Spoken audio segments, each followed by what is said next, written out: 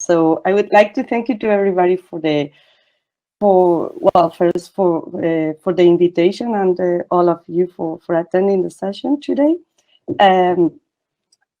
I was already talking to the organizers yesterday, and I know that you are quite open to participate. So I hope you make use of the chat to make any question that may arise during the presentation. So please feel free to interrupt me because it's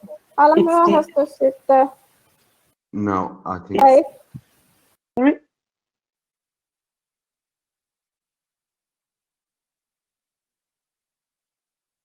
Now? Should I continue? So please, if you can chat for any question or comment that may arise during the presentation, that would be great, because it makes the presentation and the talk much more dynamic and not so lonely here due to the limitations of the pandemic and the need to be connected only online and not to be not to have the opportunity to meet you personally. That obviously would give us some other opportunities for interaction. So also feel free to email me after the session asking for how to access the data or any additional comment or question you may have for your own research or work or research related activity in your current job. As I tried to explain in the summary of the session that I was planning to share with you, the intention today is a bit different probably from what you had yesterday. We are changing a bit the view and the perspective when talking about migration and surveys on migrant populations, and we will put the focus a bit more on the countries of origin and on the fact of return migration, as return migration is the basic fact or the condition to be able to talk also about repeated migration or circular migration, which has been one of the most discussed topic in the policy agenda of Europe lately with regard to migration issues, but also a very long disregard topic both in research and data collection exercises. So we will use mainly survey data in the presentation, but also we will make some references to register-based data to the standard register are usually the basic point of departure for both doing a good sampling strategy and having reliable results in our surveys. And also because the possibility to link surveys with registers, which is the more and more common nowadays, offer additional possibilities to overcome some of the limitations of our surveys and to go further in answering some of the very relevant questions that still remain unanswered or with a very limited knowledge in migration research. So let me move on. I would like to give some policy context to the relevance of or the importance of the topics we will be discussing today. Very often, as you all know, the policy debate is framed around three basic questions. How many immigrants are coming from a very, let's say, Eurocentric in this case, when we take the point of view of Europe point of view, how good they are, how able we are to select the type of migrants we would like to have, and for how long they would stay. So these are usually crucial questions around which all the policy debate and discussion is organized, but also about around which most of the attitudes toward migration are shaped. We will use surveys to measure or to illustrate how we can measure how many people return and how different they are from other type of migrants that stay longer or that never migrated. We will use this technique of linking survey data with register-based data in order to illustrate how we can, without running additional surveys, complement and explore further the survey data that have been already collected by other people, other researchers, other institutions when we lack the time or the economic resources in order to run our own survey for this end. And finally, I will present basic results and the methodological decisions that we made in the Temper project that Santiago was mentioning in the presentation, the Temporary versus Permanent Migration project. That was a new funded project that ran for about 4 years, in which we were very much focused precisely in trying to answer some of these questions with regard to the incidence and selectivity involved in return and circular or repeated migration. So we will try to go further in exploring issues that has to do with the question of how good or how selective the migrants that we observe in our countries of destination in a particular moment right now are, in comparison to others that never migrated or that already left back to their countries of origin. But also an important question, especially when the much of the debate is organized around the discussion on temporariness and for how long it's profitable for the country of destination to have this migrant residing and living in the society. A question that is rarely dealt with in the literature, basically due to data limitation issues. So just to give an introduction, we talk about how many people come and stay with us. We are basically talking about return migration. And we can frame this question in different ways. We can wonder how many immigrants come and stay every year, how many migrants leave our countries every year, or every 5 years, or every 10 years. So the question about return is always a question about the length of residence. And this is a crucial issue, a crucial variable that have always has always been the basis of any integration research, to the extent that we consider the length of residence is the crucial variable in order to measure, no matter how which concept we use, integration, adaptation, assimilation, with any of the different theoretical perspectives that have been in the literature.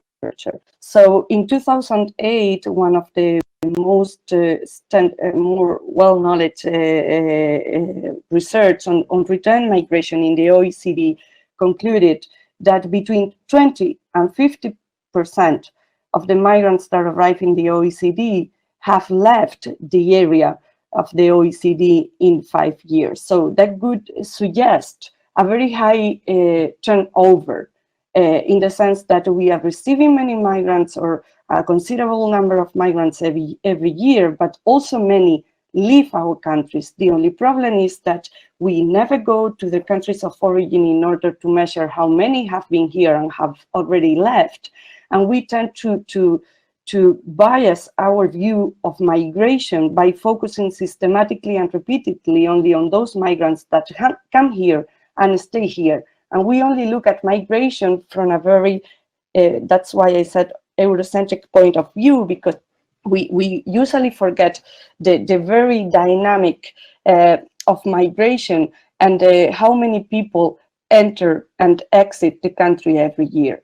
It's important definitely to know how many people leave every year, but also it's very important to know how many people come and forth within some period of time. There have been a lot of interest in discussing to what extent receiving countries could be able to promote circulation between origin and destination countries, and how this could help not only the economies of the reception countries, but to some extent also probably the preferences for life of many migrants that at some point in their life became trapped to some extent against their initial wish in their countries of destination for different reasons, maybe because they are scared of the possibility of losing the chance to come back to the destination country again if their country of origin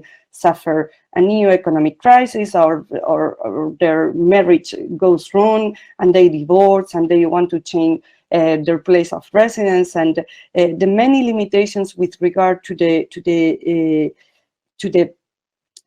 legal status and the different immigration policies that people have to face within their destination countries sometimes restrict their possibilities to realize their ideal migration trajectories that are not necessarily are not always necessary for all migrants all over the world to move permanently to their destination countries.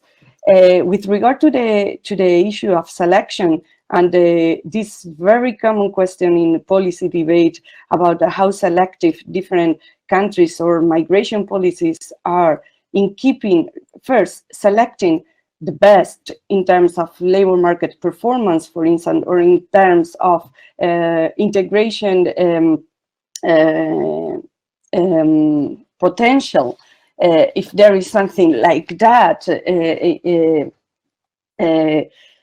this question obviously to be answered requires to run different comparisons, to be able to compare the migrants we get at that particular point in time to the migrants that never came, for instance. So to what extent are we being selective in terms of attracting from a particular country those who we are more interested in for whatever reason, for their educational profile, for their religious beliefs, for their family composition. Doesn't matter what particular aspect we are interested in selecting, or also the comparison to those who came actually to our country, but at some point decided to leave. It's important to understand why people leave in order to understand properly the selection dynamic that is underlying the profile or the composition of the migrant population that we observe in our countries in a particular moment. All this is related to time. So for how long they stay and how we can look at this. And this is the last slide for the introduction, this conceptual part of the presentation that is very much intended to locate your brain in the view of the countries of origin and in the possibility of repeated migration between destination and origin. So for how long they stay, it's very common to talk about this dichotomy between temporary and permanent migration. But the truth is that we don't have a statistical or demographic definition for what is temporary and what is permanent. Permanent can be forever until you die, or permanent can be long-term. Actually, many people try to usually, I mean, in many countries, you get a permanent residence permit, for instance, after 5 years of residence. So what do we mean by permanent? Do we mean people who never return to their countries of origin, or do we mean people who have stayed at least for 5 years? Obviously, it's very different, the type of population we need to sample and to look at if we are understanding permanent in one way or another. The truth is that this distinction between permanent and temporary is basically a legal definition. It's basically reflecting what immigration policies have defined in their immigration laws.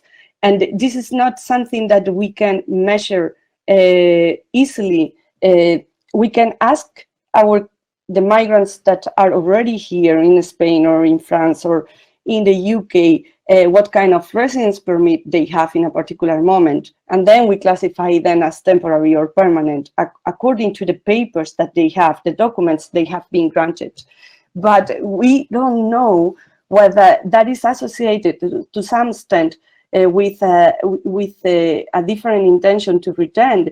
Do we know whether people who have a more permanent legal status are more or less likely to go to the countries of origin for relatively long period of time. So maybe someone who has already a stable legal status feel more free to go to the country of origin because they know that they will have no problem if they change their mind and they decide to migrate again to Spain, France, or the UK, as we were saying. This is not equivalent to talk about short or long-term migration. And all these concepts are the ones that we need to incorporate to some extent into our surveys and our research, depending on which type of research question we have. Circular migration that has been presented sometime in the policy debate as a win-win scenario in which everybody gets what they get. Receiving countries don't have to face the potential cost, especially with regard to more reluctant public attitudes regarding the permanent presence of different people. If you think that they are going to keep going back and forth, and that you don't have to deal with the cost of promoting full integration of these people in their societies, because maybe they keep their families back in origin, and you don't need you will avoid to some extent like close societies. But on the other hand, it may happen exactly the opposite. So that people that keep going back and forth never develop a really sense of belonging to the country where they spend many of their time, but also the possibility that once they are back in the country of origin, the relationships, for instance, with their relatives also suffer from that distance and permanent interruption in daily common life. So this presentation of circular migration as something idea that could solve all the problems in managing international migration, particularly in periods when we go through economic crisis and when public attitudes toward migration turned more conflictive, is obviously open to debate. However, was surprising how little we know in terms of data to be able to contribute to this policy debate. So in many occasions, the impression is that we have a policy debate here and data about the reality of migration dynamics here, and there is no connection between the two. Or even worse, sometimes we have a policy debate that has no correspondence at all with the data we have available and what these data are able to tell us about reality. So this is basically what we have in mind when we discuss about return and circular migration. As I was saying, policy language often is not research language, and we lack of common and measurable definitions for return migration. Actually, we will see an example later. We have at least 3, 4, 5 different definitions for return migration that international institutions and even statistical institutions use in order to approach this phenomenon. We don't have an internationally accepted definition for temporary migration. The definition used by the OECD has nothing to do with the definition that, for instance, operates in Spanish immigration legislation, to put an example, but it's also completely different from the ones applying in the UK. And definitely we lack of, until very recently, we lack of a definition of circular migration. Now there is some attempts by the UNECE and some other international institutions to set up an international definition for circular migration, but with many variants or many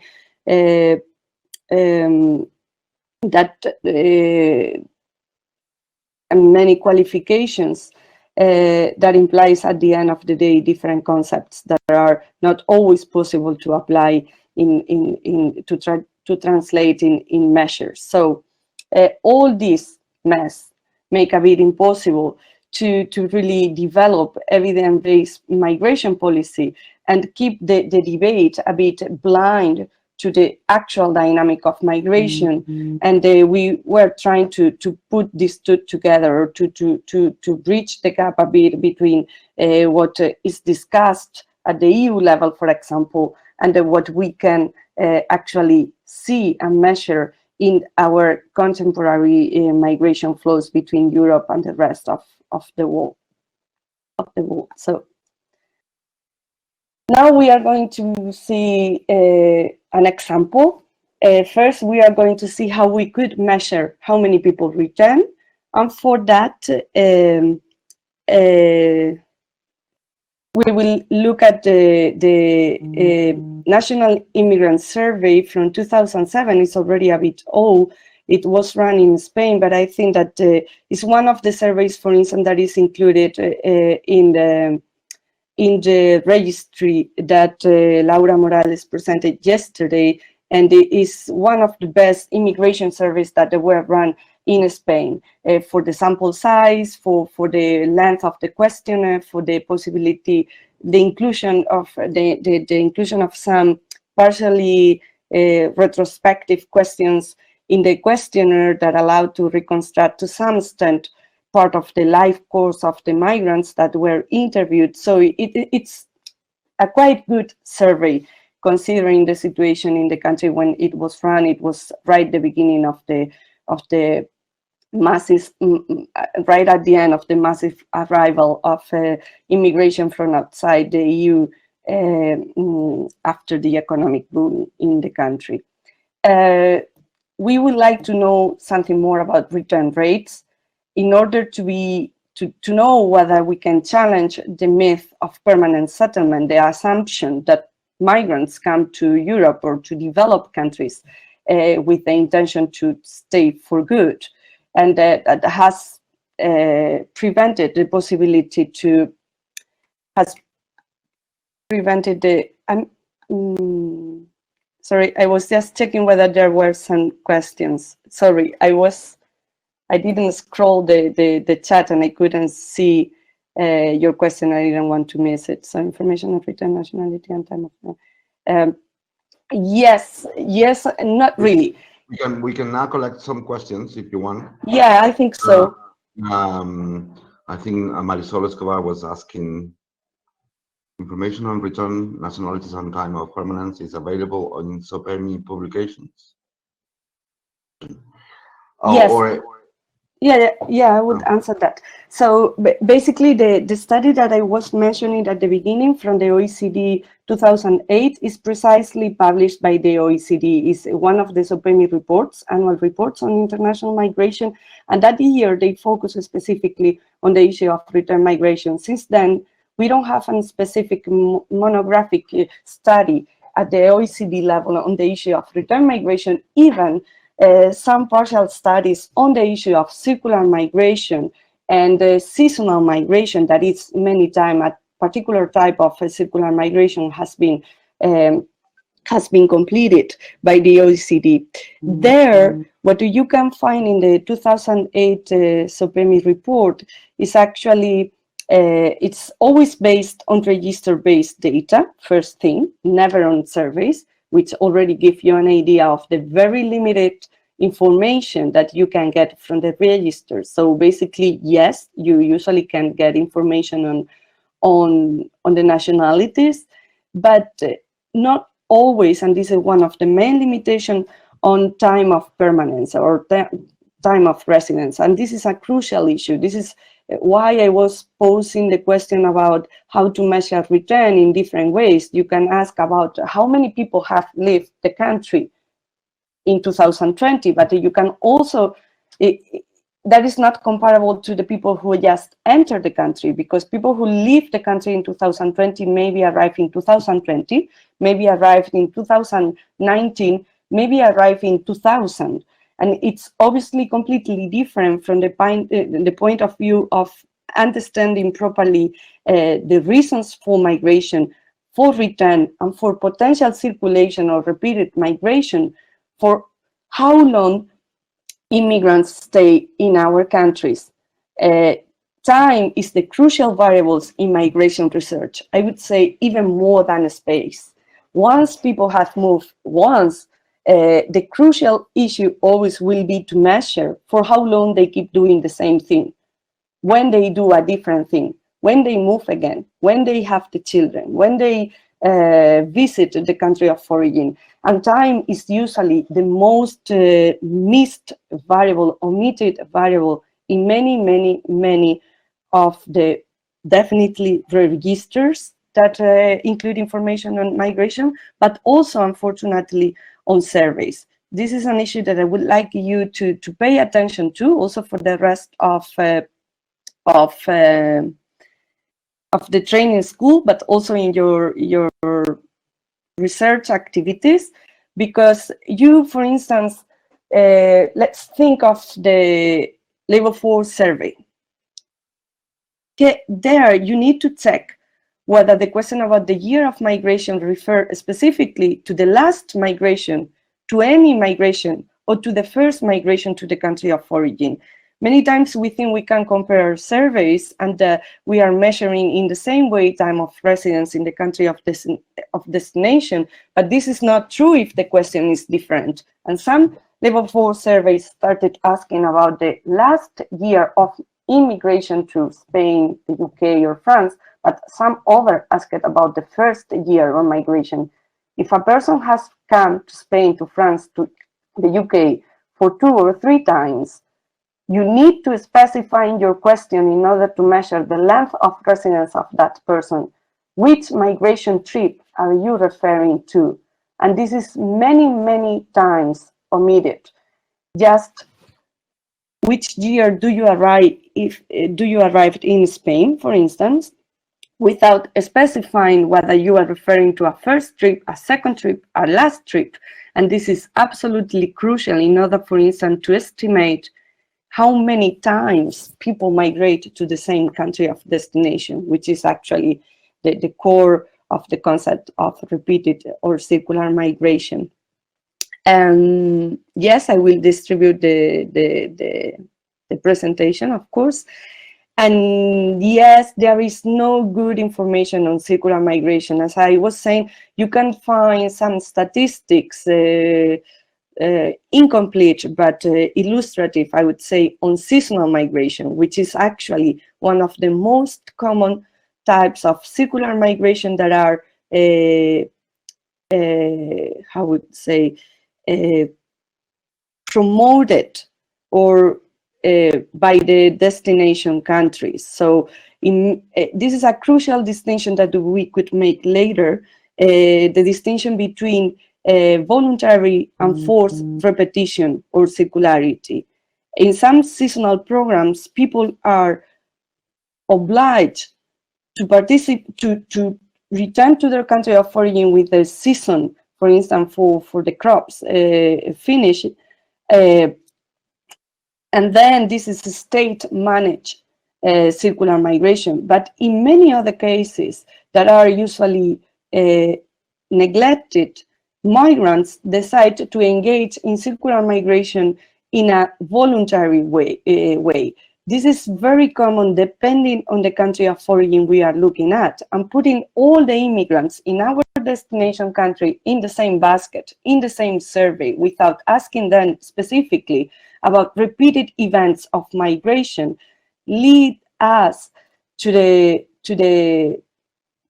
omission of this reality of circular migration. So we tend to think this either only exists, for instance, for agriculture sector, with the state only allow people to come on the condition to return once the season ends, and the possibility to engage again in this type of seasonal programs the year after, or that there is no voluntary circular migration, and it has a direct impact on how we organize our immigration policies. This is why this is important.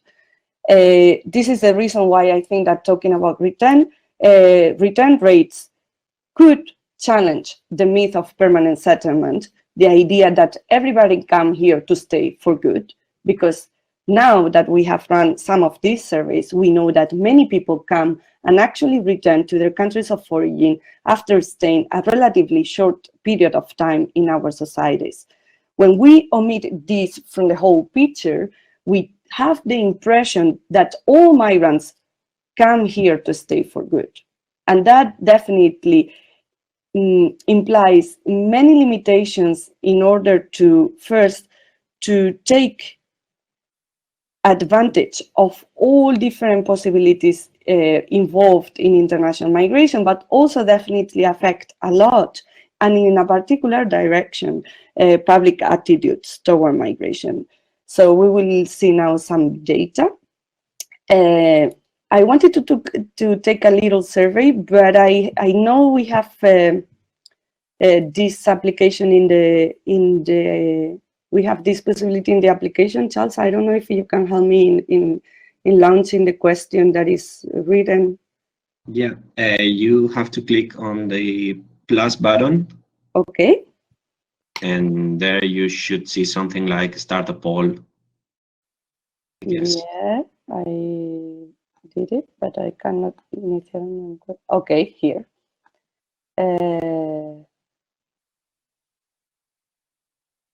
Okay, let's see this.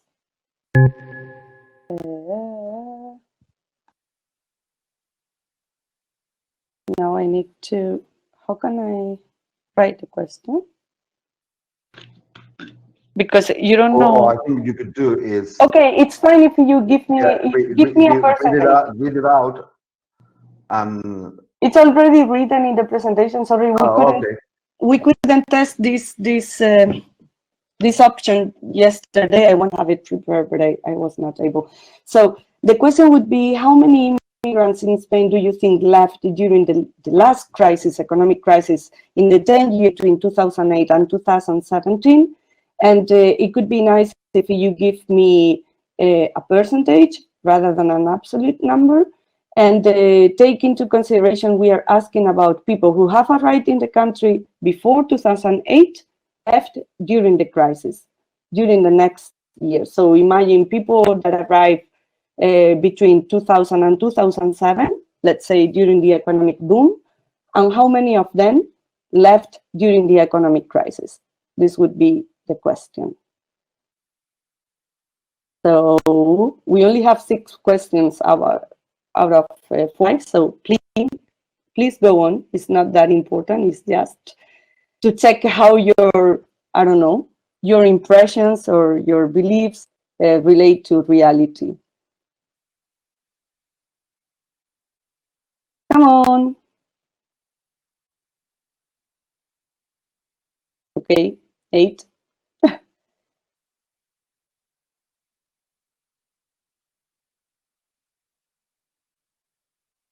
There is always this tendency to repeat what your mate already said, not to be very, you are all quite risk averse according to the answers that we are seeing. So only 1/4 of the attendees have already answered. So please take 1 more minute to make a guess. The question is, how many immigrants left Spain during the economic crisis, having arrived in the country during the boom period between 2000 and 2007?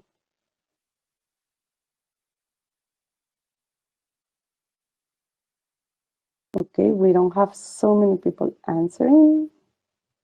Santi, you haven't answered. No, I haven't, no. Why not? Okay,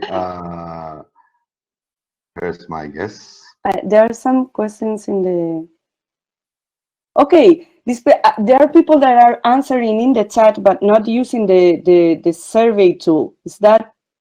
Yeah, no, because no, most of the people are answering in the chat.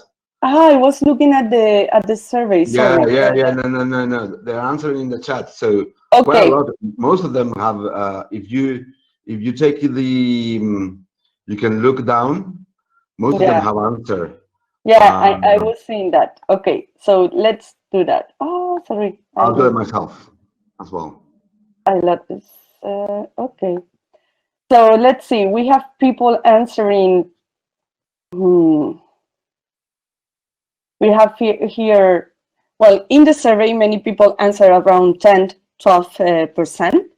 In the chat, most people went much higher in general, and we have people saying half of the people left the country, 45, 60%, 30%, 25% going around the estimation that the OECD made already before the crisis started. That percentage, that was actually a very wide range, which gives you an idea of how inaccurate and different the results from the register were in different countries. So a range between 20 and 50% of the migrant left is to say a lot. It's between 1/4 and half, which is definitely a very high proportion of all the migrants that the OECD received before 2000. I mean, during the economic boom. So here, I would say we have 40, 25. So nobody said, to put it, nobody said more than 60% left, so around half or a bit more, and nobody said less than 15%. Well, in the survey, some people said 11, okay? So your range is between 10% and 60%. The range of the OECD before the crisis was between 20 and 50. So you were not that far in how imprecise your estimations are, to put it somehow. So let's see which conclusion we could obtain for the exploitation of the National Immigrant Survey in Spain. This survey, which is publicly available, even if it is an old one, and you can go to it in the National Institute of Statistics. Well, it doesn't go there.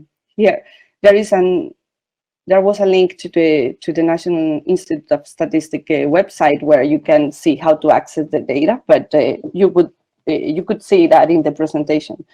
So it was a very big sample size. 15,000 people were interviewed in 2007 here in Spain. One of the most important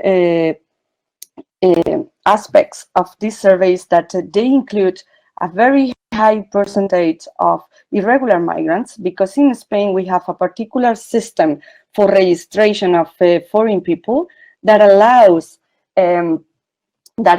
people to register and to have access to public school or to public health system, even if they lack of their proper residence permit or legal documents.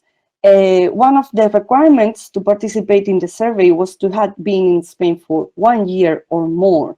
This is a crucial aspect, because if you realize we are already ignoring all that people that probably came to Spain and either at the time of the survey had been in Spain for less than a year.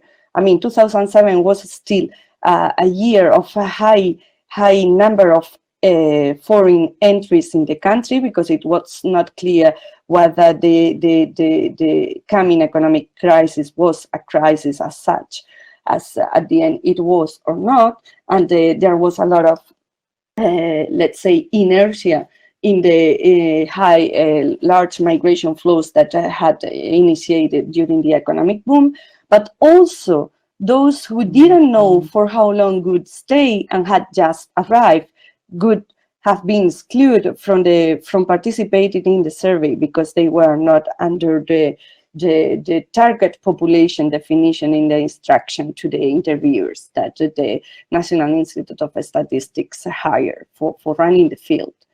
So there were other characteristics that I summarized there.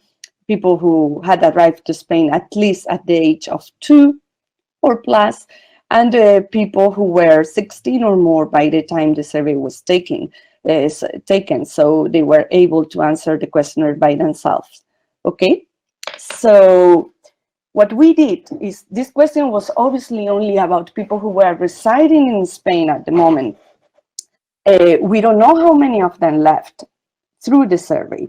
What we did was to link every person in the survey, so every person who was in Spain in 2007 and participated in the National Immigrant Survey, to link it through the, thanks to the help of the National Institute of Statistics, obviously in a very confidential way, to the people that had been registered in the Spanish population census and had deregistered at some point. So those who had deregistered and disappeared in the next years, 2008, 2009, 2010, 2012, from the Spanish census, could have left the country. We don't know whether they went to a different country in the EU, for instance, but we can assume that most of them, due to limitations with their documents, returned to their countries of origin. So this is what we did. We linked the survey with the registered data, and we follow people who took the survey in 2007, in 2018 they registered, 2009, in 2010, and we counted how many people disappeared from the register. So what we are calculating is the rate of people that were in Spain in 2007 and participated in the survey, that is nationally representative, and left the country at some point. This is how we are going to calculate return rates. This is a summary of the characteristics of the two sources that we need to use for the exercise, and here you can see the results. This is the proportion of people that left. You can see in the horizontal axis the historical year 2007, the starting point, and then year by year until 2018, and you see how different national groups left the country at a different rate. So if you see the blue line, which is the lower one, corresponds to people born in Bolivia, and approximately 35% of them had left Spain in 2018. So in 10 years, about 35% of the Bolivians that were living in Spain at the beginning of the crisis had already left. However, if we consider compare that to the, let's say, green line, which is the Colombian ones, the line is much higher in the graph. That means that a lower proportion of people have left by the time of the end of the crisis 2 years ago or so. So we see that there is relatively substantial spontaneous return, because these are not people that were expelled from the country, but people that just left in most cases. Definitely this didn't happen only for high-skilled migration, as was the conclusion of the OECD report, when they estimated between 20 and 50%, but also for mid and low skilled people, because many of the migrants that Spain received during the economic boom of the 2000s were not high skilled people with educational degrees and so on. However, there is a lot of variation and diversity in the return rates according to multiple factors, not only nationality. So I won't go in detail, but if you have any question about the exercise or the meaning of the results, in most cases, we can say that, in many cases, we can say that the return behavior of migrants was quite consistent, to put it somehow, with their intentions to remigrate or return or stay in Spain, as they expressed that in the questionnaire of the survey. So, Norma, sin ruido, 2 minutos. Sorry? No, Sandy? I think no, sorry. I think maybe we can ask if there is, if Are there any comments or questions? Yeah, I would like to get some of your input in the graphs and the results, because I don't know if it is easy to follow. You can write on the chat, or you can also put your microphone on. If you, yeah, you can also talk. It's not only me, the one allowed to talk, actually. Don't know. The meaning of the DK is not, don't know. People who didn't know, didn't have a clear plan on what to do with their lives at the time of the survey. So when they were asked whether they wanted to stay in Spain, they expected to stay in Spain for the next 5 years, to return to their country of origin, or either to go on to a different migration country. They answered they didn't know. Yes, as I was saying, the National Immigrant Survey included undocumented migrants, because the sampling frame for the survey was the padrón, the Spanish municipal census, where people are not only allowed but encouraged to register through different means. And actually, this is one of the very particular characteristics of the statistical system in Spain, which is one of the one, it's probably, I would say, the one of the ones that best register undocumented migration in official statistics. Obviously, we don't have a tick for undocumented or irregular or any, but you can deduce that by different means, by crossing this source with the residence permit statistics, or just by taking directly the question to the interviewed people in the survey, and many of them actually answer at the time that they didn't have the paper they need to live in the country. Yeah, they register in the padrón. Yes, it's not used so far. Has never been used for deportation. So people actually trust quite a bit, and they have a strong incentive, because they can. It's the only way to get a health. It's the only way actually to be able to do anything in relation to the public administration. So registration at the municipal census is a very basic requirement to have a civil life in Spain in every regard. And the fact that I have never been used for deportations, because the way the law that regulates this register is designed, it has created also a reputation of safety and some sense of trust on the very advantages of registering, and without the risk of being deported for that reason.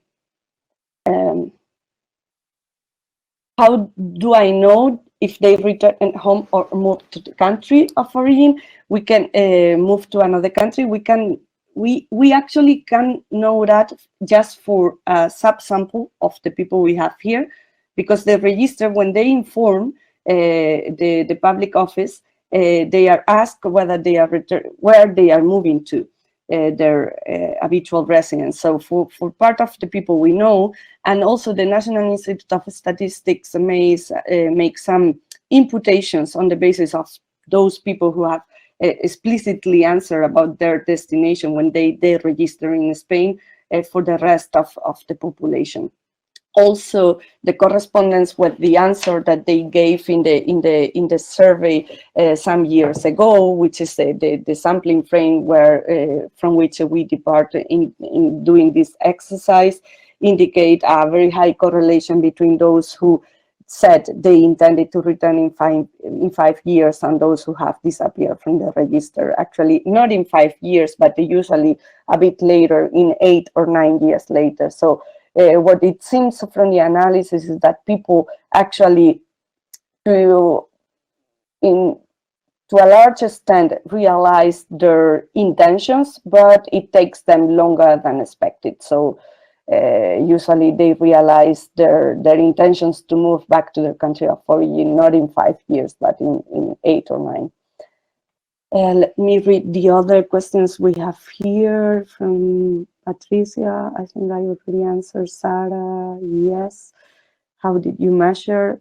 Sarah, did I answer already your question, how we did measure? So by linking the survey to year by year to the register. Okay.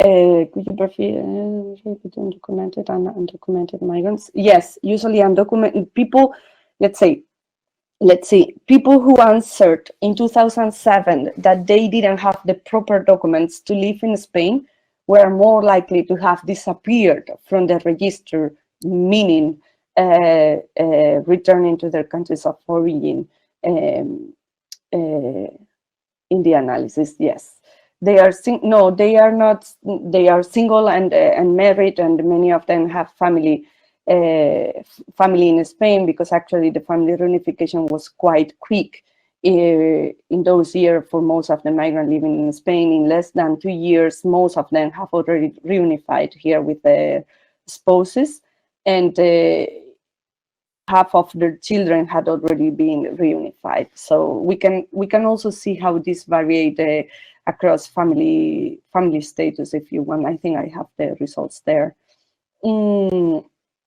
So considering circular and seasonal migration, is it considering surveys the often seasonal international meaning the movement of women inside the same country according to crop? Speaking for I think no, we usually, this is a bit a different question that I will, Katerina, I will return to your question when we move to the part of the presentation that are specifically dealing with circular migration. Okay, if I forget that, please remind me to answer. So let's see if we have here. Okay, I'm gonna, just because there was this question about the family status, let me see here. You see, for instance, here, female, I don't know, I'm pointing on the screen. You see where I'm putting my mouse, or you don't? Yes, you are. Okay, so here you see that women systematically in every national group were less likely to return to their countries of origin. There was no selectivity on educational level, so there was no difference in the return rates or the return propensity by for more or less educated people. Let me see here, we have something on family. Here you have the family status of the person. So those who were married to a native Spaniard were the least likely to return, obviously, or not surprisingly. But the ones that were more likely to return were those who were not married yet. So single people that by 2007 had not yet married, either in their country of origin or here in Spain, to either an Spaniard or another migrant, they were the most likely to return. In comparison to them, they were the reference category. All the others were less likely to return. And here, people who visit the country of origin, but these are not statistically significant. So visiting the country of origin or having sent remittances was not significantly related, or was not a significant predictor of the return behavior, for instance. So this was just an example on how we can try to get the best out of the surveys that have been already collected. Many people would have think that a survey that was taken more than 10 years ago is already outdated and useless. But the possibility to link it to the register 10 years later and follow people that were here in 2007 year by year after, thanks to this personal link in the register, allowed us for the first time to measure return behavior during the economic crisis in Spain of the migrants that had arrived during the boom, with a lot of personal information, thanks to the richness of the questionnaire in the National Immigrant Survey. So this was just an example. This is a summary of the results that we have already commented, but for the methodological side of it, that I wanted to connect now with the temper survey, and also with the there is a typo here, sorry. Okay, so we have maybe here we can ask again to the public. Sorry about this. We have to think, or to remember, that when I was presenting the survey, I said that the National Immigrant Survey, so the analysis we ran in the previous analysis, in the previous slides, restricted to people who had been in Spain for 1 year or more. So we know nothing about how many people and how quickly return if they had been for shorter period of time in Spain. This was definitely a limitation. So we know that approximately on average, we have said that around 20%. So those who were saying in the quiz we took before presenting the results, many of you said between 40 and 50% of the migrants were expected to have left the country during the crisis, but actually the data showed that only about 20%, 25% did. So also we saw that it took much longer for those who intended to return to do it. So they eventually did it, but if they were planning to return in 5 years, they ended up doing it like in 7, 8, or 9 years. This is also an important point that we were making at the beginning, the importance of the crucial nature of including time-varying information in our questionnaires in order to identify these different patterns. It's not whether you return or not, it's much more about when you end up returning. So you maybe return when you are 65, but maybe there are some people who also return in the very months after arrival because they realize they are not able to adapt, because they miss their country of origin, their family back in the country of origin, or because they were not able to get the documents they need to reside longer in the country of destination, or because they decide to engage in some pattern of repeated migration. And sometimes we are able to find it here when we run surveys, but other times, by the time we take our survey, they happen to be spending some time in their countries of origin. So bearing that in mind, I don't know if I missed here. Well, we have some limitations in the analysis we just presented for the study of return rates with the Spanish data, even if it is one of the best combination of data we can think of. We have survey with partially retrospective information for every individual. We have a very large sample, 15,000 people. We have irregular migrants included in the survey, which is not common at all. And on top of everything, we are able to personally link each of the migrants who participated in the survey 10 years later with their register year by year to be able to follow up them over time, even when they are not here anymore, even when we are not taking a second or a third survey every year with these same people in order to know what they are doing with their lives and their migration projects. So, however, we are not able to know how these migrants who return are different or not from the ones that never came to Spain, or from those who left but have decided to come back at some point later to our country. This is why we wanted, if we wanted to measure how many migrants that decide to return and at some point decide again to repeat migration to Spain, let's say Spain, France, or the UK, it doesn't matter,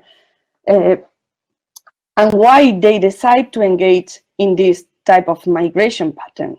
So here is when we move to the presentation, the part of the presentation that has to do with a temporary project and the surveys we took within the framework of it. So we took the temporary project in order to explore further characteristics of these migrants that decide to come back to their country of origin, to know more also about the differences between short-term and long-term migration, because usually short-term migration is completely omitted in every survey, and definitely in registered data. So these are some of the examples of the questions we intended to answer with the surveys we designed it in the framework of the temporary project.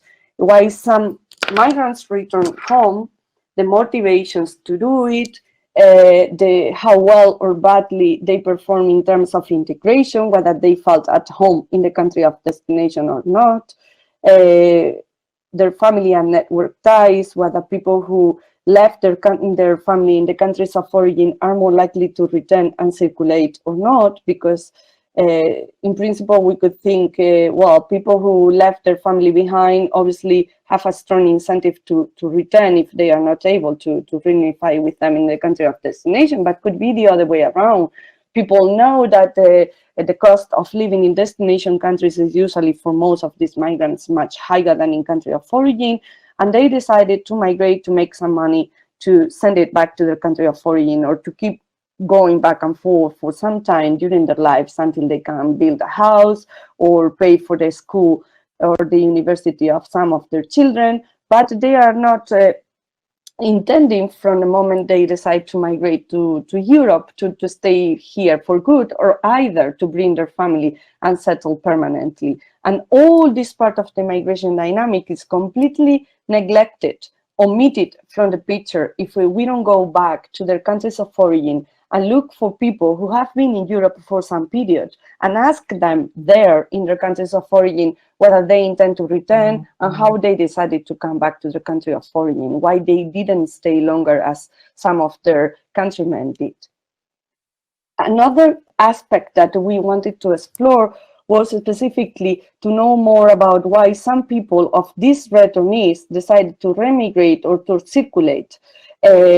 Who are the migrants who engage in repeated migration, whether they are more likely to be of rural origin or urban origin, if they are more or less educated, if they, as we were commented before, had already a family or not, which pattern of repetition they follow. They tend to go forward several times within a year, following the pattern of this agricultural seasonal migration that we all have in mind, or it's more common instead that people goes just twice, let's say 3 times over a decade or 2 decades. So it's people that spend relatively long periods of time in destination. They try once, they come back permanently to their country of origin, and when the situation in the country of origin again changes, decide to repeat their migration experience from maybe 5, 10, 15 years ago. This is definitely a very different pattern of circular or repeated migration, and they cannot all be treated the same way, and policy design should incorporate these differences in their process. And this is something we lack information almost completely on, and this is why the project was funded, in order to have some more additional knowledge on these different aspects. So these were the objectives, to understand the ultimate reasons why some people return and others do not. Also, within those who return, to understand better why some of them remigrate after return and others do not. To know whether temporary circular migration responds to the need and expectations of many potential migrants from third countries to Europe or not, whether they feel obligated, forced, either by the law or by the circumstances they ended up finding in their countries of destination, to engage in this type of migration pattern, but they didn't either intend it from the beginning or want it thus as an ideal form of organizing their lives. So these were some of the questions, and this is what we did. We, instead of taking the survey in some of the European countries, as most of us had already done previously, we decided to push it a bit further and to go to the countries of origin. This was fun for a while, but was extremely difficult and challenging in research terms. And it's a bit amazing, and I won't get emotional about it, but it's already a year we finished the project, and we are in the process of putting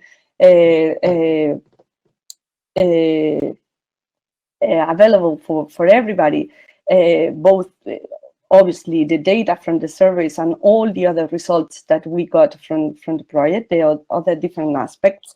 But it was, we intended to start the survey in the second year of the project, and we were only able to do it the third, and until 2 days before closing the project that ran for 4 years, we were still taking questionnaires in countries of origin. It was extremely difficult, not only to sample in a reasonably good way, but also to complete the questionnaires for different reasons that I will explain later. So we selected different countries of destination in Europe where people come: France, Spain, Germany, Italy, and Poland. These were the countries we selected within the EU. That was the funder for the project. And we selected some countries of origin. So the origin countries of relatively large migrant communities in France, Spain, Germany, Italy, and Poland. We had Senegalese people that had been to France and Spain interviewed back in Senegal, Argentinian people that had been in Spain at some point interviewed in Argentina, Romanians that had been to either Spain or Germany during a particular period of time were interviewed back in Romania, and Ukrainians that had been to either Italy or Poland were interviewed back in their country of origin in Ukraine. We interviewed both these returned migrants, about 250, 300 in many cases, by flow, by country of origin, but also we collected comparable samples of non-migrants in each of these countries of origin, meaning that in total we had about, in most cases, a sample of 1,000 people per country of origin. Half of them were migrants to Europe, to one of these destinations that I mentioned, and half of them were people who had never migrated to the EU. The intention was to have the opportunity to focus on returnees that have spent a period of time of Europe and compare them after coming back to their countries of origin and the migratory experience in Europe to their countrymen, their comparable countrymen that had never been to Europe, to see how migration to Europe actually changed life of people even after they are again back in their countries of origin. I don't know if probably it would be easier for me if you make some questions before I summarize what I want to say on the survey. Probably it's easier if you start making me questions about things that you would like to know, whether they were included or not in the questionnaire, or how we took the survey, or how we decided the flows. I don't know. Probably you have questions about and I can continue later with the results. Also, I forgot to bring some water. We could have some questions. Again, if you want to set your microphones on, please do so. I understand that it's much easier to type on the chat because I'm becoming so thirsty to talk so much that. Do you want to get some water? Yeah, I'm gonna go for a glass of water. In the meantime, you write, okay? I forgot to do that. Yeah, good.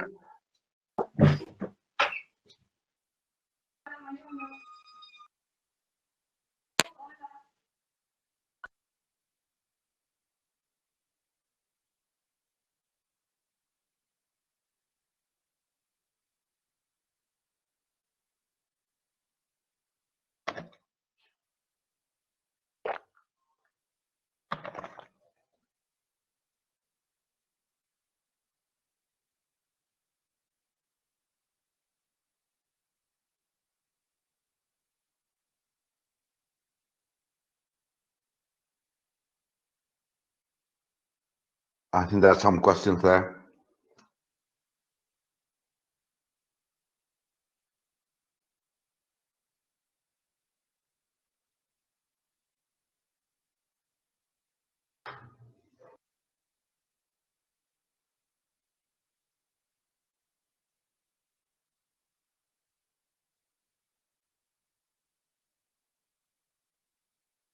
Amparo, we can't Yeah. hear you. I can't. Sorry, Okay, yes. sorry, I just realized. So I was answering to Amy. I don't know if I pronounced correctly. Sorry about that, Kelly. Here you see in parentheses the N for the returnees sample. So we interviewed 600 returnees in Senegal. So Senegalese people who had been for some period of time in either France or in Spain, let's say our European destinations, plus 500 Senegalese people who had never gone to Europe, in order to be able to establish some comparisons between people who had migrated and returned and people who had never migrated, in order to conclude, to make some conclusions and analysis on the impact of migration, both at the individual, family, and even community level. So to analyze the impact of migration for the countries of origin. We also interviewed 250 Argentinians that had been to Spain, almost 600 Romanians who had been to either Spain or Germany, and 735 Ukrainians who had been in Italy and Poland. These are the samples of returnees.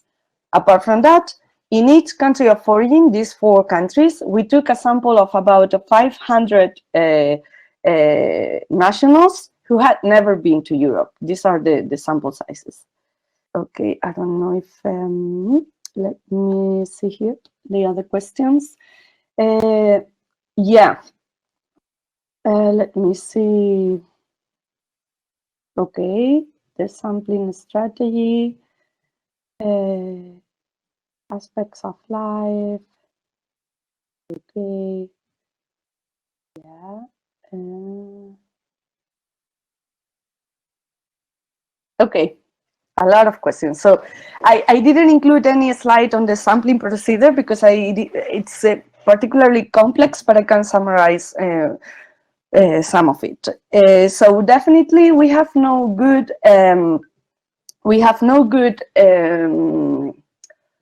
population registered in the countries of origin, but also in the countries of destination that give us information about returnees. So what we did is something, I don't know if some of you know the MAFE project. It was the precedent of the Temple project. It was a project on migration between Africa and Europe, and very much focused on migration to Europe of Senegalese, Congolese, and Ghanaians, migrants, people.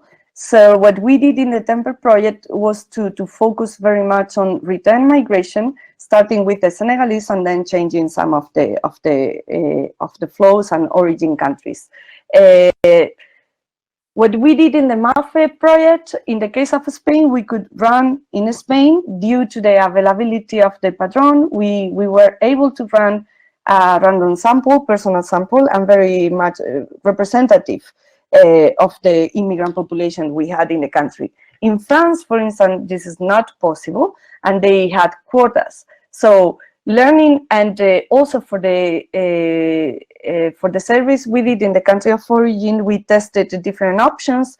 And what we ended up doing for the returnees, that were definitely much more difficult to find and to sample, was to mix different methods. So there was the perfect method. And we tried that with the National Institute of Statistics of Senegal, because in the census in Senegal, you include questions about whether they have been living in a different country the last year, 5 years ago, or 10 years ago. So similar information, not that rich, but part of this information was also available in the census in Argentina and in the census in Romania. Not in Ukraine, because the census was suspended in that country due to the conflict right when we were starting the project. We were that lucky. And we had to change completely the sampling strategy that we had thought for it. And we use the labor migration survey that the Ukrainians run from time to time, periodically, and it was quite good for that. So in any case, we did that to set the quotas, or to identify the areas within the country where we should go, for 2 goals. One, we selected the areas where return migration was relatively high according to the census. And then we selected the areas where return migration was not high, but there was evidence of migration to Europe. Why? Because they didn't want to bias our sample going to areas where most people return, because these returnees are likely, very likely different from those that return to areas where most people do not return. On top of it, it's important to take into account that the area approach also has limitation, because in contrast to migration to countries of destination, the network approach is not that helpful in this regard. Many people, after international migration, participate also in a process of internal migration. So people from San Luis migrating to Madrid after living in Madrid from 5 years usually don't go back to San Luis. They go back and settle in Dakar. So we had to sample in many different areas of the country and not only one, in order to make sure that we were constructing a relative, not representative, not in a strict statistical meaning of the word, but at least representative in terms of diversity. So to put it short, it was not fully representative in any country. To put it on, because it cannot be when we definitely lack of sampling frames. We negotiated for 2 years with the Senegalese Institute of Statistics to get a random sample of the census with basis on the question on return migration, but after so many negotiations, they decided not to give it. However, we had a quite good knowledge of the characteristic of return migration at the aggregated level, but also at the disaggregated geographical level within the country, and this helped a lot in designing the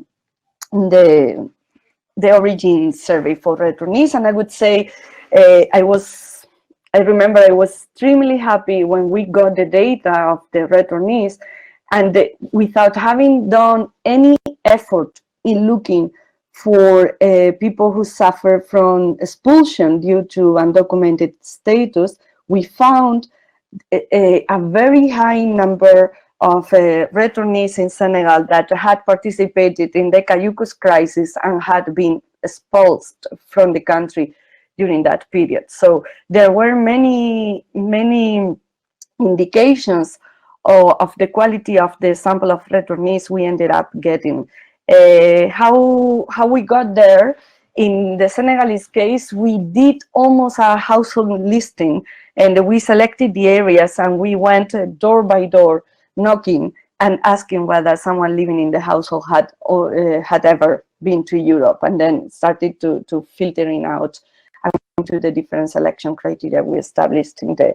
So the experience was, I don't want to go further into the details. I can send you some documents on this part of the methodology, but this is how we did it in Senegal. And in every country was different, precisely because the availability of information in order to do the best sampling strategy we could was different also in each country. The conditions, the language, the legal restrictions, and so on were very, very different in each one. So some more questions. Cities, I think I already answered that. Yes, we did face-to-face interviews. We did copy, and we did live course questionnaires that I will show you later. We selected the people who never migrated randomly. These samples were representative because we had definitely better sample sizes for them. In the case of Senegal and in the case of Argentina, what we did was not a representative sample of the origin population, but rather a control group. So in Argentina, we did a matching with either brother, sister, cousin, or close friend from the childhood that had the same, let's say, context of childhood, but never migrated to Spain. In the case of Senegal, we did it within the census tract area we selected. We used random routes and went to a nearby house where nobody had never migrated, and we took it people of the same sex and the same age as the, let's say, the match person that we had interviewed in next door as a returnee. So we tried to construct a matching sample between returnees and non-migrants in the same geographical area, to put it somehow. And I don't know if we have some others. Yes, well, we didn't sample on purpose on skills. So this question about whether we include highly skilled migrants, not on purpose. Definitely we found some of them, especially in Argentina, and some of the Romanians, not that much in the case of the Senegalese and the Ukrainian flows. And I think it's people to the immigrant group. I think that, Gabriel, I think that more or less I answered that. In some cases we took, I think I answered your question. In 2 cases, we took random samples of representative sample of the non-migrant population in the country of origin. In the other 2 cases, we constructed different types of match samples or control group. And then how we contact them, well, this was difficult. We contact them in every possible way. We got registers, for instance, from IOM, from NGOs working with the migrant population and returnees in the country of origin. We knock on the door, just asking in areas of high incidence of return migration and low incidence. We used to some extent snowball processes. We also, for instance, in Argentina, we also collected information from register on the programs to support the return of scientists and students. We signed an agreement with the IOM to get the information on the people who participated in their programs for voluntary assistance return. So we tried to diversify as much as possible all the potential listing and register from where we could get some indication on where to go to find returnees, and then completed that in different ways depending on the context of the country of origin. So let's continue, because we only have 30 minutes, and I would like to show you some shortly some results on the surveys we ran. I can circulate, I mean, everything should be public after the Christmas time, if I have the time to finally close properly the documentation and the website that we need to make the data easily available for everybody.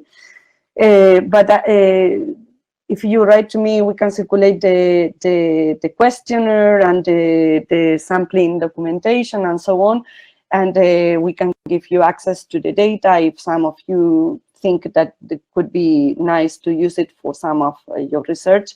It's a very long questionnaire and very rich, and is so far, because I moved jobs and so on, is definitely not exploited as much as I wanted, and this is the reason to put it publicly available immediately. Otherwise, it would be a waste of resources and the time and effort that many of us spent in this project for years.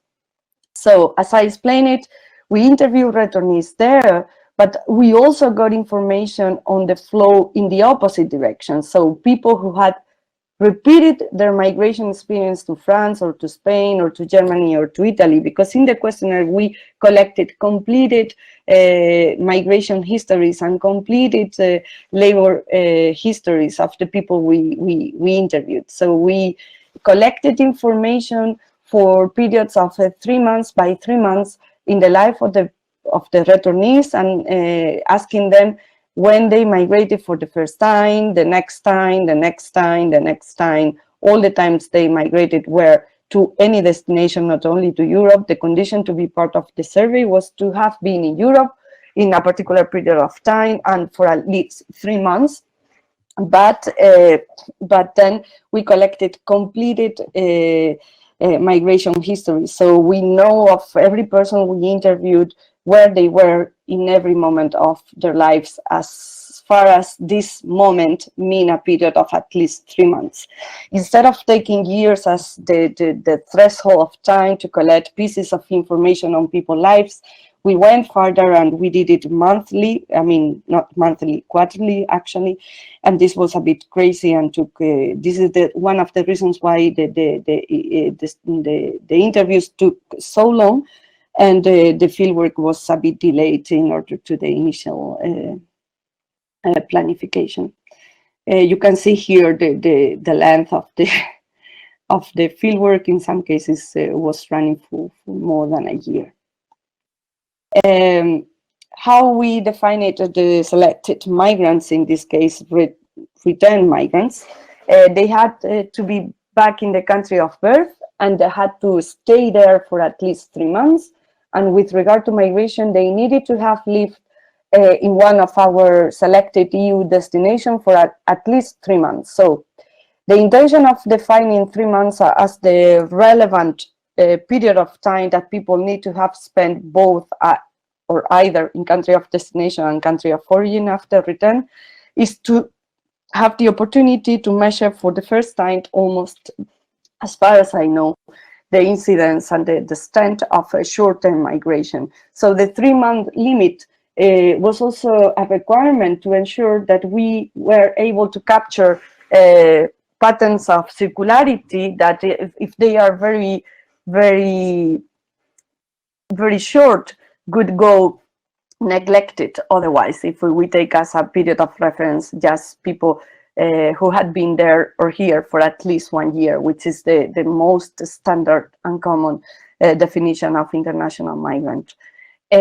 Actually, well, these are some of the other selection criteria we use for the fieldwork.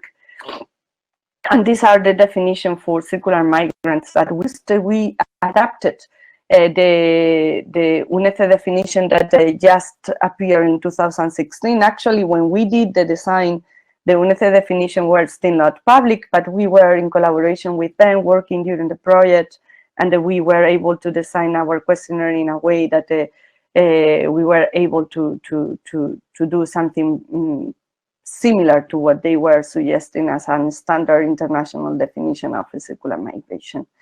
Well, here you can see nothing, I'm afraid.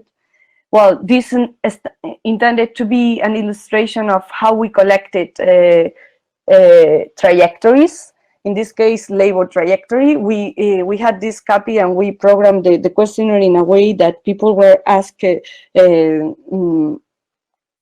in order through their lives for all the trips they had made out of the country of origin, as far as this trip has lasted for at least 3 months, and the same for the jobs. So we collected information on their job history, asking about any job that had lasted for at least 3 months.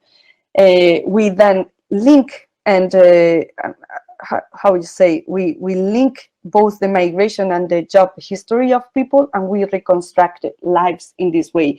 We had some life course modules. You can see here in the left side of the screen, the different modules. Let me see if I can make this a bit bigger for myself. No. Oh no. I'm trying to make it bigger. Oh. Yes, here we have the people in the household. So we collected information on the household. This is a demographic characteristic. All the international migrations the interviewee participated in over the life, the history of the couple, whether they had married or not, and also their children and when they were born, and also the migratory history of the partners and the children. then their economic activities, their job histories, the learning experiences they have in the countries of destination in Europe, their properties they own, also some information about the migration and job history of the partner, if the people was married or in a partnership, the migration of the children, a very detailed module on the last migration experience and the last return experience, because we were adapting this to the possibility that people have participated in more than one trip, both in the direction to Europe and both in the direction to the country of origin, and some short module and at the end on attitudes and values and I mean general opinion questions. So it was a very long questionnaire. Obviously, depending on the type of life the person has gone through, the questionnaire, the interview took longer or not. It had been impossible without the programming in the copy design, of course, and one of the most challenging aspects of the questionnaire design was to make this compatible for I think we had here for 4 different countries. So you see here we programmed first in English to be able to understand each other between all the members of the project, and then we translated that into paper and into copy into Spanish with the adaptation to the Argentinian Spanish, into French, and with some translation also in Wolof, which is the main language talked in the country apart from the French, into Ukrainian with the Cyrillic alphabet, that was a nightmare, and into Romanian. So it was definitely a lot of work and very, very challenging because the length of the questionnaire. Well, I will skip this and I will show you. I think there are some. Okay, so we have some questions here. How long was the questionnaire? Yes. So I already mentioned that I can later circulate the results of the fieldwork, some description of the fieldwork characteristics that we completed, and the response rate varied quite a lot. People usually were more likely to participate, or the response rate were higher in Senegal and in Argentina. This was some sort affected, well, in Argentina, definitely by the sampling strategy that was mainly through snowballing after selecting the relevant areas. In Senegal, actually, we have different hypotheses. We don't know how and why the questionnaire went so well. In Ukrainian was the lowest or the most difficult one to complete. However, there was like just a curiosity. For instance, when we were using the copy and we were taking the interviews face to face, but in the tablet device, this was very much rejected by the Ukrainian population, and to some extent also by the Romanian, because they thought we were like the fact that we were like registering that in electronic devices. I don't know, created a much more suspicious and reluctance on the behalf of the potential interviewees than if we were using paper and pencil. Actually, in some cases, we had to do it with paper and pencil, and later the interviewer typed the interview into the tablet application. Yes, the questionnaire is available and I will circulate it. Everything is the website, but this part of the website is still not publicly available. But with the presentation that I'm doing today, I will circulate also the questionnaire so you can take a look at it. And as soon as I revise the sampling document and all the fieldwork documentation. I will put it also online, and they will distribute it through the list of attendees of the training school if you are interested. So let's move on to some. I don't know how to move this in here. Okay, now. These are some of the results that we got from the countries of origin survey among returnees. We asked people, we calculated the duration of the last migration to Europe for those who had come for several times, and their last return to their country of origin for those who had returned more than once. And these are the results in months, number of months that the last migration lasted and the last return lasted among our interviewees. As you can see here, there is a lot of variation across the 4 flows. And if we will distinguish within each flow according to the country of destination, the differences are even much higher. For instance, the Romanians who went to Spain were less likely to participate in the short-term migration than the Romanians that went to Germany. And something similar happened for the Ukrainians, depending on whether we were interviewing them in Poland, where short-term migration, also due to the proximity, geographical proximity, but also for different reasons that have to do with immigration policies and documentation issues. The Ukrainians in Poland used to be to spend much shorter period of times in Poland than in Italy. That was the other destination country selected for the Ukrainians.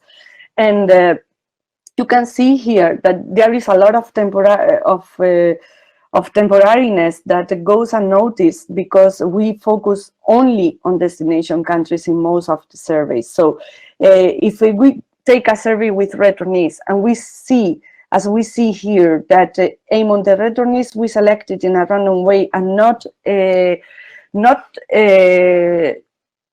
doing anything in particular to find short-term migrants in Europe that had decided to return, we found that the average time of the average duration of return, or better to say, of migration for the Senegalese we interviewed was 40 months. So let's say less than 4 years, like 3 years and a half was the average duration of the migration experience of the Senegalese that we interview in their countries of origin. And the duration of return for those who had more than one return or just one return was about something more than 5 years. But look at the Ukrainians here, for instance. The average duration of their migration was a bit more than a year. So we had a lot of temporary migration among Ukrainians. Something similar to the Romanians, they had a short migration experience, but very different pattern for the Argentinians here. First, because of the geographical distance, obviously, but also because the Argentinians enjoy particular legal condition in order to come to Spain. They are not required to have a visa and so on. So even if many of them, in some cases, overstay their tourist visa, entry is relatively easy. And once they have invested in their migration experience to Spain, they tended to be longer here and to participate less in repeated migration. Take into account that all this temporariness that we were able to identify among the returnees we interviewed was possible thanks to the fact that we decided to collect information every 3 months. So if we have selected only people that had been in the country of destination in Europe, meaning Europe, for 1 year or more, as it is the case for most of the surveys we take in European countries, all these people, all this part of the bar could have never participated in our survey. This is a crucial finding, very important for how we design, explain, talked, about migration because we ignore a huge number of people, particularly huge in particular countries like Senegal or Ukraine, but also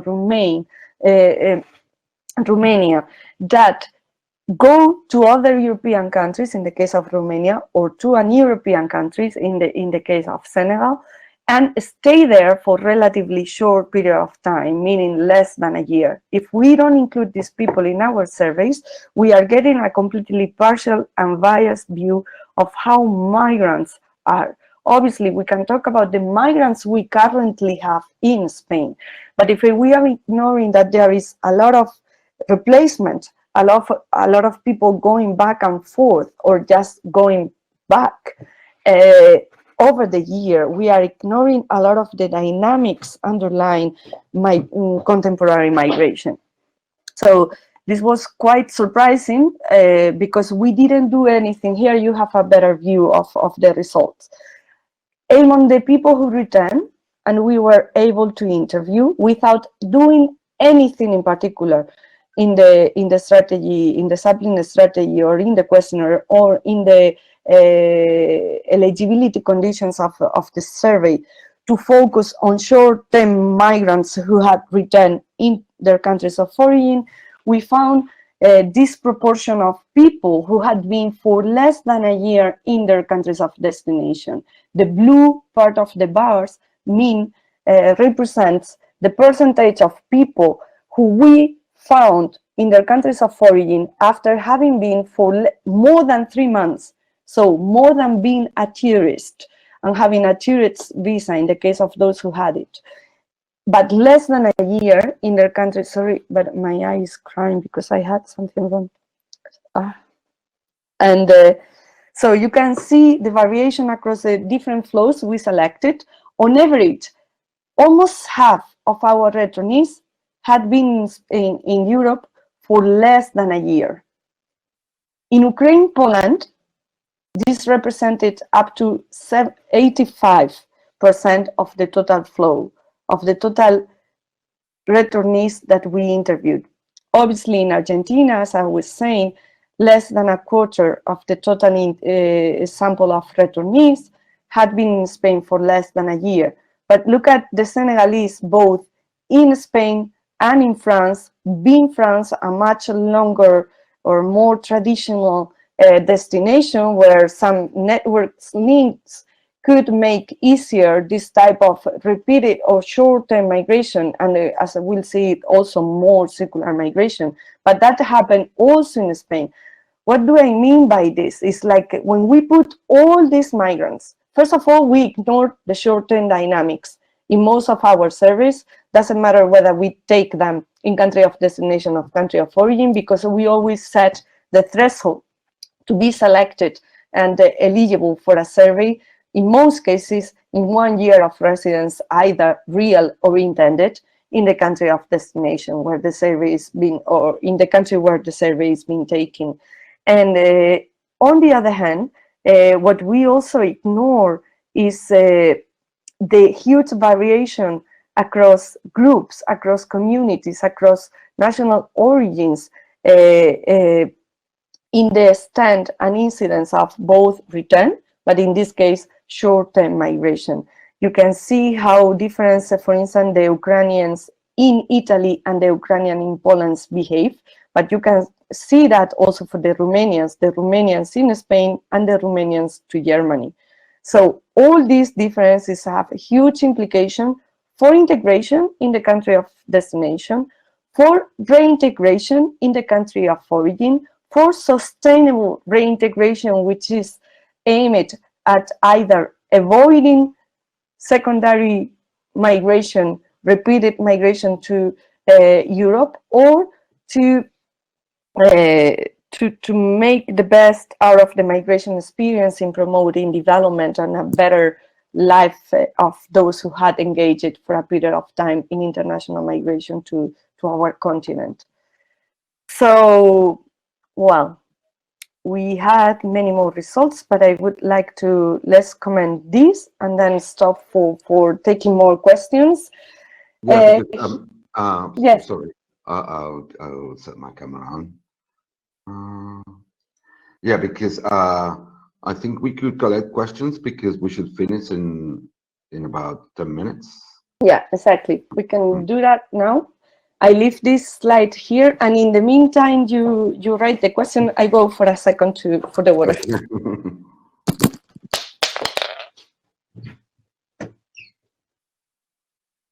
Again, if any of you want to, rather than write,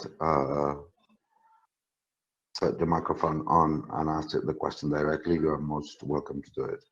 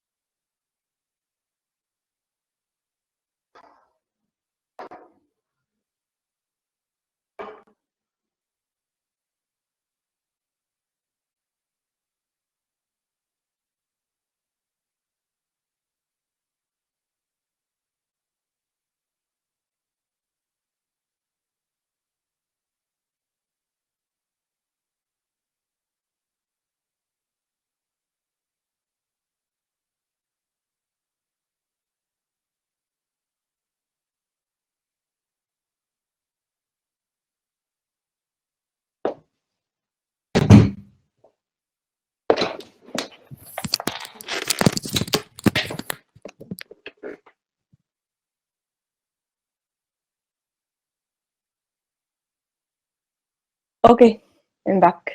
Let me read the questions. So, how long was the question? I already answered that. If the question is available, I will circulate it. Yeah, it was a huge project. It almost killed me to tell the truth.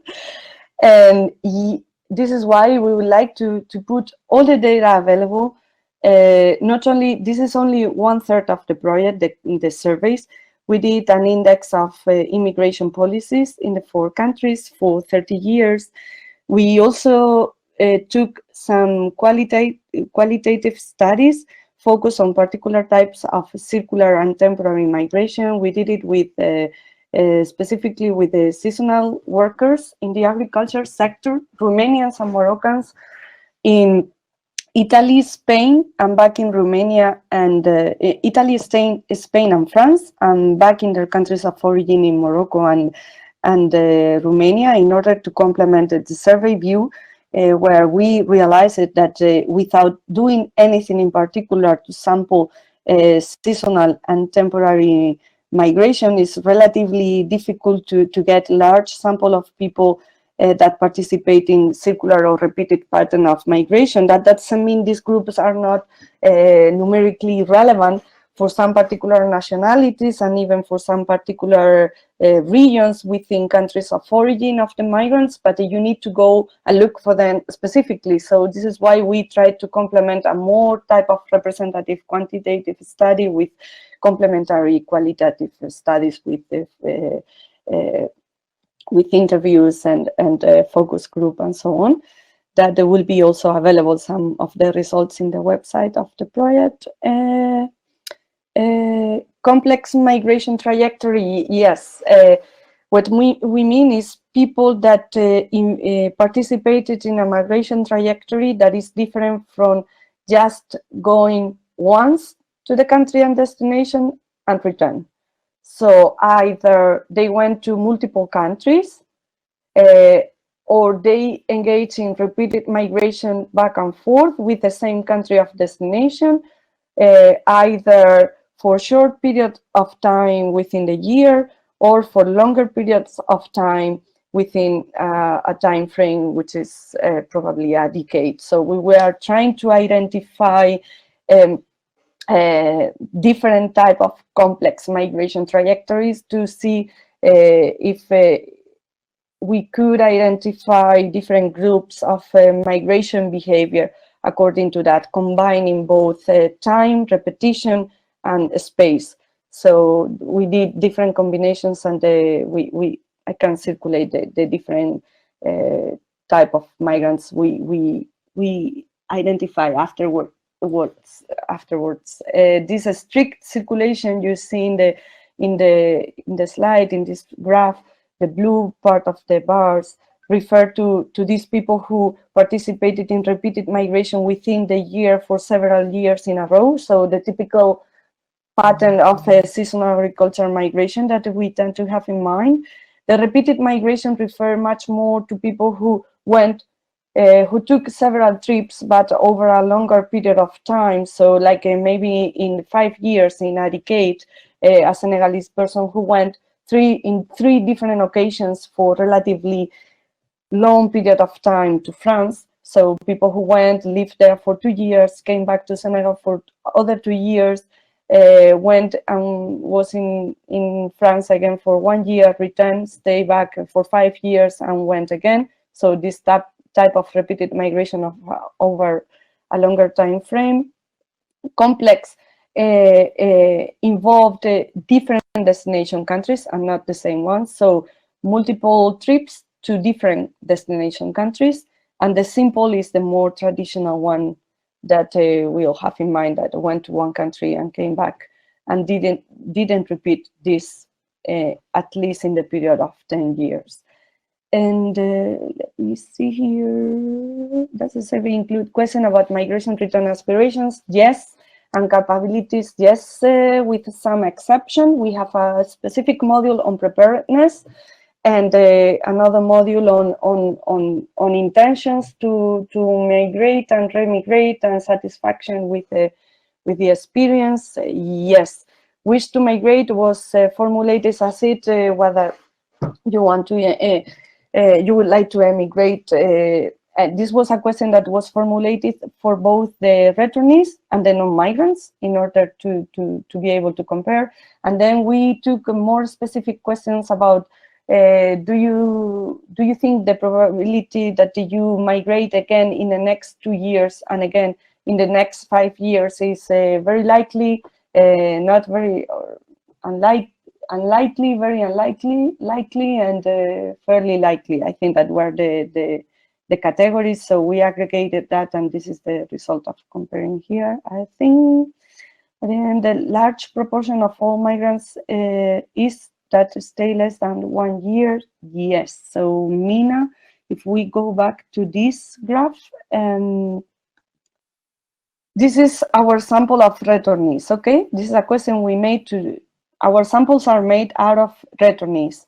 So here we have, for instance, almost 250 Argentinians that were interviewed in Argentina and had been in Spain for at least 3 months. So 24% of those returnees we interviewed had been in Spain for less than a year. The same for the Albanians that came to Spain. 62 of those who we found in the countries of origin had been in Spain for less than a year. Almost 2/3 of the sample had been in Spain for less than a year. This is for the Ukrainians and so on. So basically, in the last trip, so some of these people, this referred to last migration. Then we could repeat the graph for the first migration, because the duration of the first migration and the last migration doesn't need to be the same, of course. And let me see if we have here more. We don't have asylum-related migration. Even in the, we ask a quite detailed question about the reasons for migration in every migration. And some of them could mention, obviously, some political reasons for going, but there was no intention to select or to interview refugee or asylum-related migration. So it's basically non-asylum-related migration, and that requires a study on itself, and it was already too complicated. And on top of everything, in the countries we selected, by the time we ran the survey, with some exception for the Ukrainian and asylum migration was not that frequent. Rural classification was used in the survey. We use a double one. We ask Dimitrios, this is for you. I'm making a really big effort of memory because it's a year that I haven't worked on this. So we took 2 different classifications. In the questionnaire, we ask for the person. We ask the person about the size of the place where they were raised, where they lived until the age of 15, to have an idea of the either rural or urban context of their childhood. And then we also have the specific name of the village or city or town where they were born. And we use the classification of the countries of origin in order to classify that. That implies an additional difficulty in countries like in developing countries, type of Senegal, for instance, where the urbanization process affect in the period of time. I mean, in the generations we were interviewed, people maybe refer to the place where they were born, in the moment they were born, as a rural area. And right now, that place has transformed in a much more urban area. So this is why we complement the opinion or the given by the interviewee with the actual classification, official classification that the National Institute of Statistics could provide for the different villages and locations in the country that were mentioned by the interviewees as their place of birth. And then I think I have answered almost everything.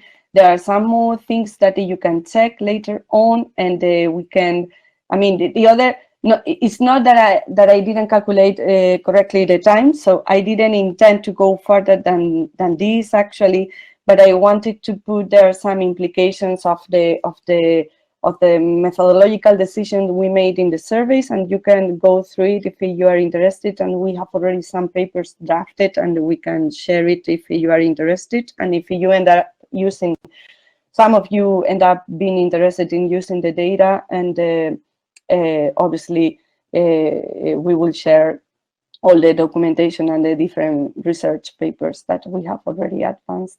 And that's all. It's already 11, and you have 2 other sessions. Yes. So.